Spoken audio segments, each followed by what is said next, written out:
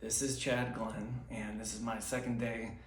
I thought it might be helpful to explain what the theta brainwave state is, or at least a way to think about it.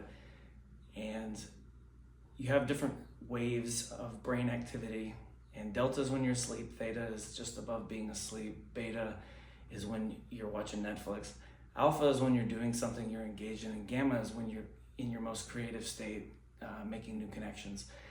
But what is theta, and why is it important? Why is it called a theta chamber? Why are we called OK theta? Oklahoma is OK, so there's that. But the theta state is basically the background or drum, if you will, in the band. It is the pace of your brain's communication with different parts and for different purposes and functions. But the theta brainwave state fosters as the background or as the necessary mood, mode, mindset, type of mindfulness, or the necessary electrical rhythm in the brain to time higher order communications where you do have neuroplasticity. So I haven't had this thought before, but now I have this new thought, and it was all there with me all along, but yet I only now have access to it. Well, that is fostered by being in a theta brainwave state, because it allows for higher end communications and timing of those communications. So for instance, I'm asleep, so my brain's moving slow, except if I'm dreaming, it's the same brain activity as being awake, like REM sleep versus I am engaged in the world. But theta brainwave state is the state that's reached by yogis, it's reached by long life meditators, and it is the background that fosters timing of really fast communications between the brains. So for instance, if you said I have a wave, so waves are up and down, so a theta wave state is occurring 4 to 7 times in 1 second. Well, gamma, in that creative higher end, like I am enlightening myself or awakening my mind, how many gamma waves can fit between those theta oscillations or theta waves?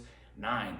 So it lets these things that have to be really precise occur in a timely manner, and it fosters, it's like telling your brain how to talk to itself. And without that state, you can't, there is no what's it called? There is no maestro over the symphony, and your brain's doing other things at the same time. So being in the theta brainwave state more often, or more minutes per day, by getting in something like a theta chamber or developing those skills through other forms of meditation, it's basically whatever resonates with you that puts you in that mode that you like to be in, and you lose track of time. That's that state, and that's basically what's happening however it is through the theta brainwave state. But the unique thing of why this would work for you or me or someone else, why it's all different, is because it lets you have access to your subconscious mind. And since you can't have a conversation with your subconscious mind, it manifests in colors and ideas and thoughts and images, and there's a lot of symbolism that is used even in language where words do not communicate things. And so me trying to explain a personal experience for which there are not words to convey it is challenging, but basically this is the state of brain to achieve optimal performance. And I don't mean what's optimal for me is what's for you or anything like that. It's basically the best environment to nurture the development of your next moment of awareness, basically.